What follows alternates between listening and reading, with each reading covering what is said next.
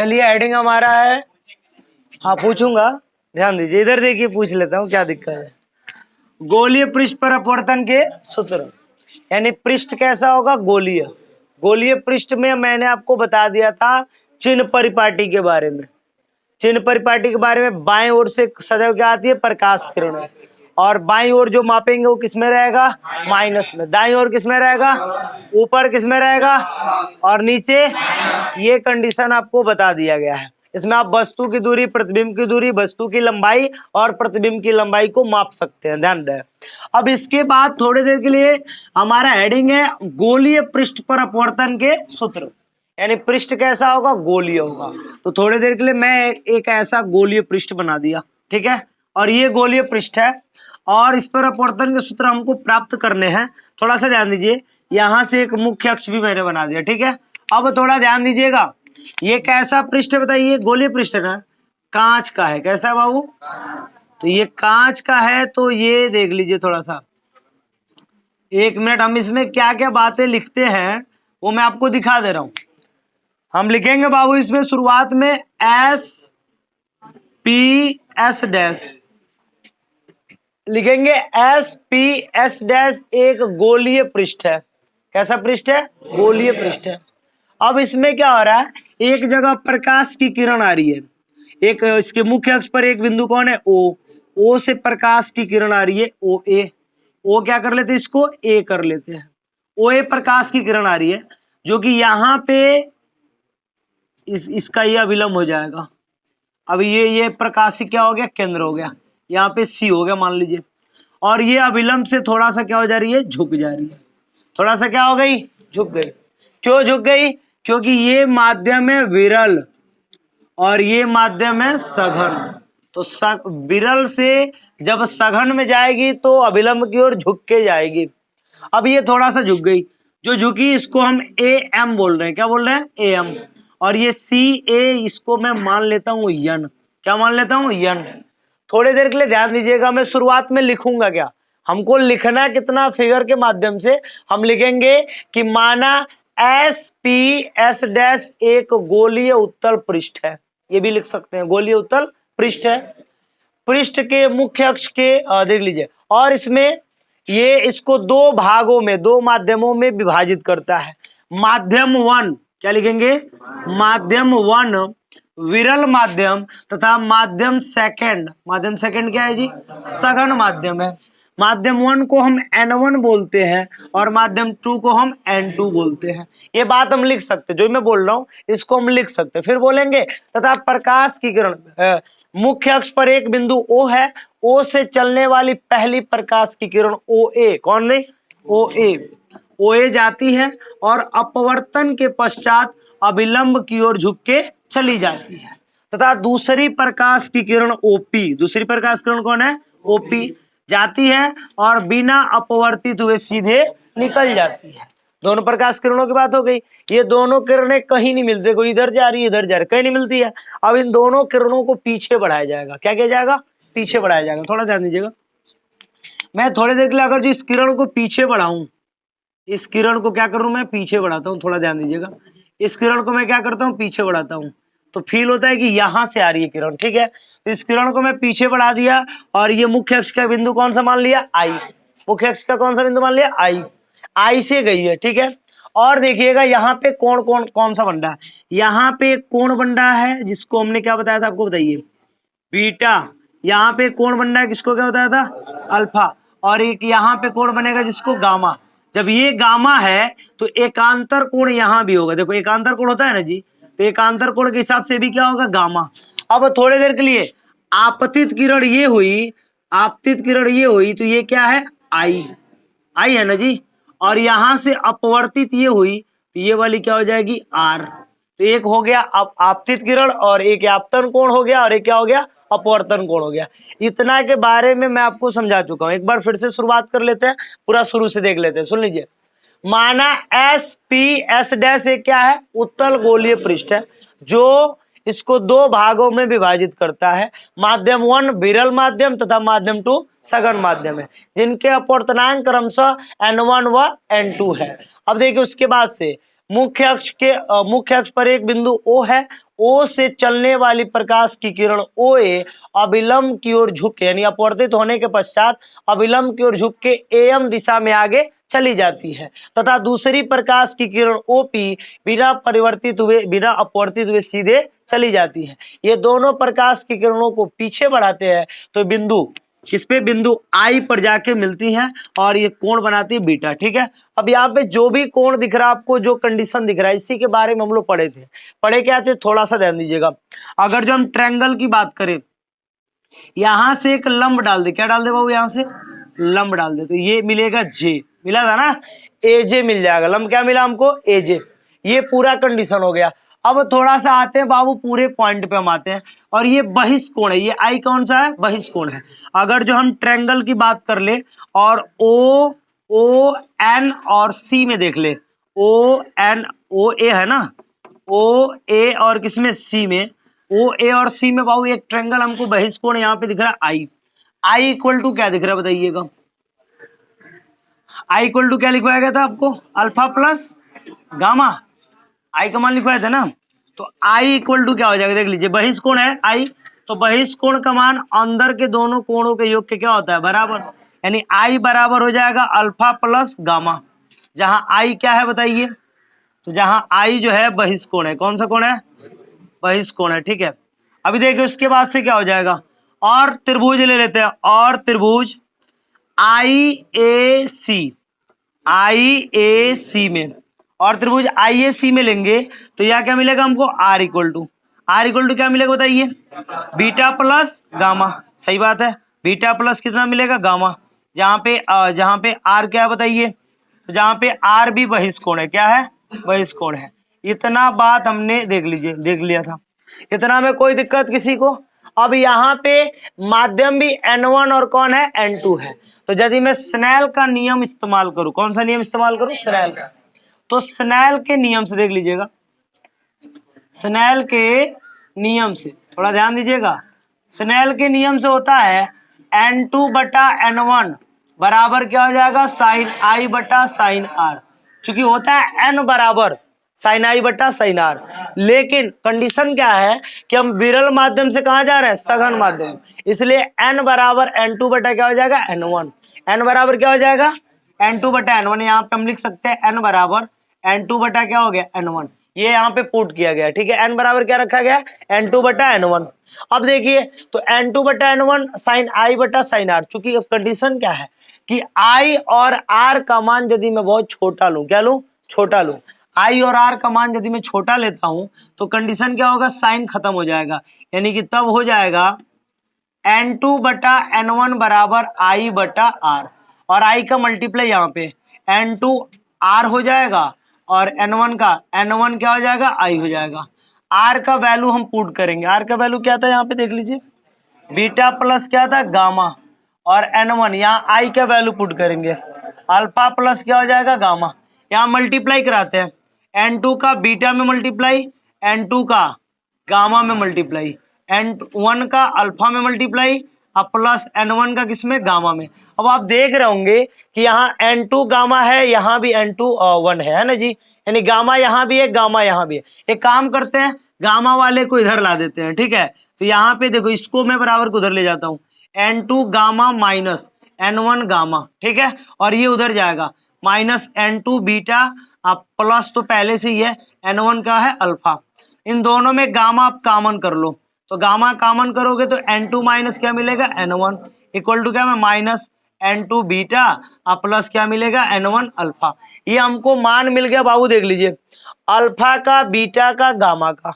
अब कंडीशन क्या है, यहाँ पे हम एक ए से लंब डालें, ए से क्या डाले बाबू, यहाँ पे लंब, और ये जे है। अगर जो दर्पण का द्वारक छोटा माना जाए, दर्पण का द्वारक क्या माना जाए, छोटा, तो ये जो जे है ना, ये पूरा पूरा काम किसका करेगा, पी का, क्योंकि कोई भी दूरी मापते हैं तो जे से थोड़ी ना मापेंगे, कहाँ से मापेंगे, पी से ना मापेंगे। तो अब हम ये देखिए एजे लेंगे, लेकिन काम किसका करेगा, पूरा पी का। अब थोड़ा ध्यान दीजिएगा, ये हमारा एजे का ऊंचाई कितना मान लेते हैं, यच मान लेते हैं, क्या मान लेते हैं, यच।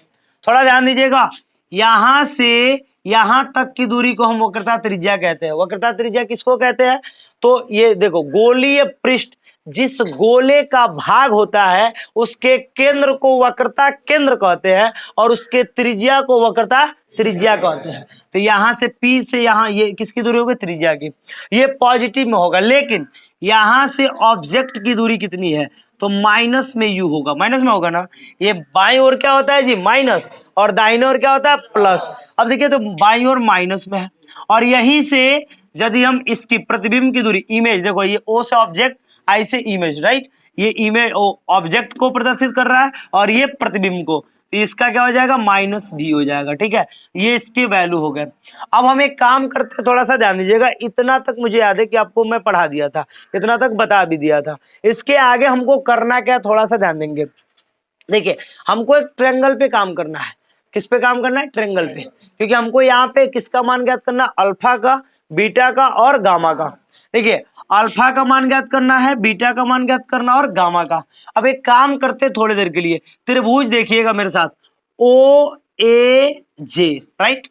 त्रिभुज मैं लिख रहा हूं, त्रिभुज ओ ए जे में, देखते रहिए, त्रिभुज ओ ए जे में। ध्यान दीजिए, यहाँ पे तीनों त्रिभुज में लिखूंगा और आपको ध्यान देना है बस। यहाँ पे त्रिभुज ओ ए जे में, ओ ए जे में, राइट। हो गया ना इतना? फिर से एक त्रिभुज ले रहा हूं मैं, आई ए जे में, त्रिभुज आई ए जे में, राइट। और थोड़ा सा ध्यान दीजिए, और एक त्रिभुज ले लेते हैं। त्रिभुज कौन लेते हैं? गामा के लिए ना, सी ए जे में। देखिए, त्रिभुज सी ए जे में, देख लीजिएगा, थोड़ा ध्यान दीजिएगा। तीनों ट्रायंगल मैंने लिया। तीनों ट्रायंगल में आपको एक बात याद रखना है। क्या लिखना होता है? देखिए, tan थीटा बराबर क्या होता है बताइएगा? लंब बटा आधार। क्या होता है? tan थीटा बराबर लंब बटा आधार। अब देखिए, लंब बटा आधार क्यों ले रहे हैं? क्योंकि लंब का मान हमको पता है h और आधार का मान पता है हमको माइनस u, राइट। तो इसमें हम कौन सा थीटा लेंगे बताइए? tan theta.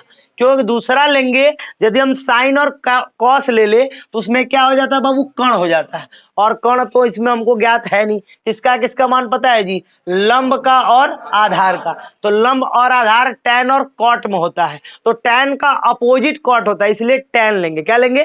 tan लेंगे। तो चलिए यहाँ पे ले लेते हैं हम tan अल्फा बराबर, यहाँ पे क्या ले लेंगे? tan बीटा बराबर, यहाँ पे क्या ले लेंगे? tan गामा बराबर। थोड़ा ध्यान दीजिएगा बच्चे, बंद कर दो पंखा। और देखिएगा, tan अल्फा बराबर, tan बीटा बराबर और tan गामा बराबर। tan अल्फा बराबर होता क्या है? आधार बटा क्या होता है? सॉरी, लंब बटा क्या होता है? आधार। तो लंब यहाँ पे कितना दिख रहा है? ए जे, यानी कि यच बटा क्या दिख रहा है बच्चे? Minus you. क्या दिख रहा है? Minus you. कोई दिक्कत है क्या किसी को? या एच बटा माइनस यू में दिक्कत है? अभी देखिए, अभी ये वाला कौन सा ट्रायंगल था हमारा? आई ए जे। आई ए जे में लंब कौन है वो बताइए? एच। और आधार कौन है बताइए? माइनस भी। बहुत बढ़िया, यानी कि यहाँ पे हो जाएगा एच बटा माइनस भी। कोई दिक्कत है किसी को? अब आइए तीसरे में tan गामा का मान लेते हैं।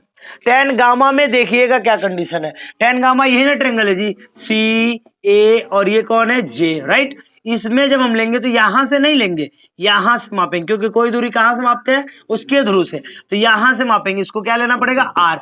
यानी यहां भी लंब अगर जो ले तो लंब कितना होगा? एच। आधार कितना होगा? आर। एच बटा क्या हो जाएगा? आर। अब कंडीशन क्या है? थोड़ा सा ध्यान दीजिएगा।